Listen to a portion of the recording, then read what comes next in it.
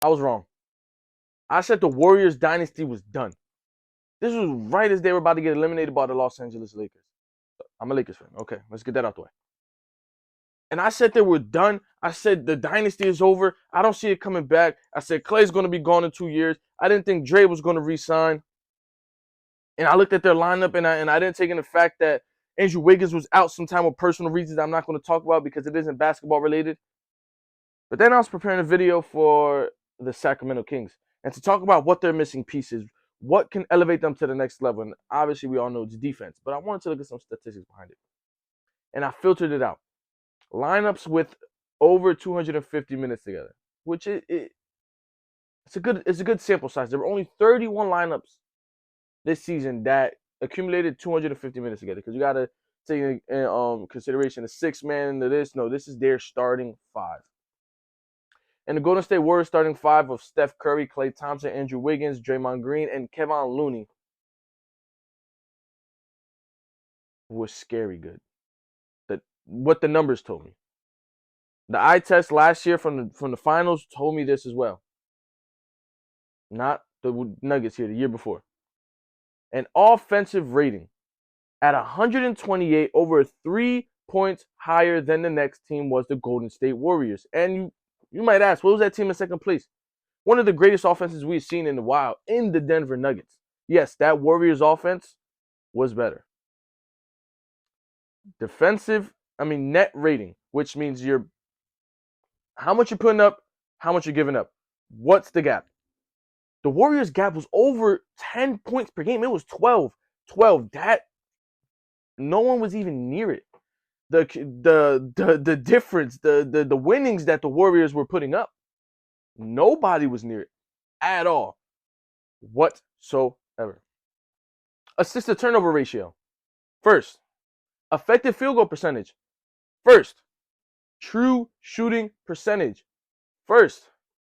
Their pace, second. Did I mention this is out of 31 different lineups? Their defense was fifth.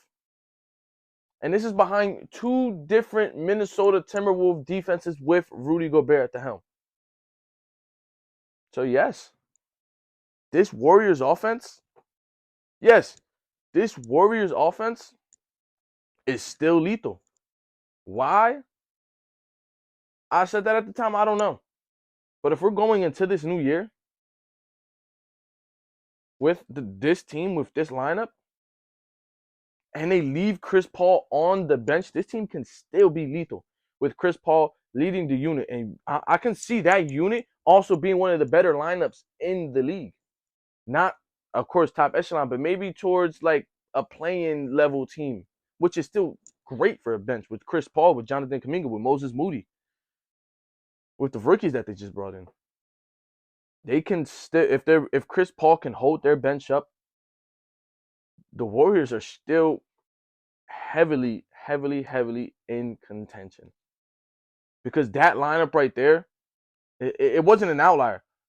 I put the minutes restriction to keep the outliers out, to keep the teams that weren't real, the lineups that probably wouldn't hold up across a full season. This was a full over 250 minutes together. This five right here. They were the best. The best. And this isn't coming out of someone at a biased perspective because I wasn't even preparing to make a video for them. I was trying to talk about the Sacramento Kings. And if their defense was only a little more competent, that they would be one of the best teams in the league. Of course, they made the third seed, but in true contention to make it to the finals, I didn't think they had a shot because their defense couldn't hold up. They just couldn't hold up. But the Warriors, the Golden State Warriors, and I know I just made a video about Chris Paul recently, but the Golden State Warriors can come back and still be great. Can come back and still be they can still be annoying to the rest of the league because I know a lot of people are tired. They want the Steph Curry era to be done. They want the Curry, Clay, Dre to be over. They want the net. They are still here. They are still one of the best lineups in the league. And what the numbers tell me, still the best. Them five. That doesn't account the depth.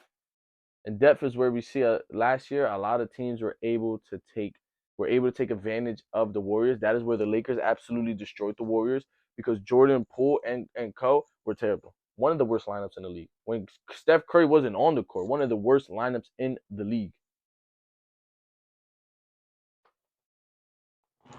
But I mean, unfortunate news that the Warriors are still good. And numbers telling me that the Warriors are still good. And me filtering out to be like, nah, this isn't true. But the Warriors are still good. Yeah, it's a little bit of hating, right? I guess you can say that.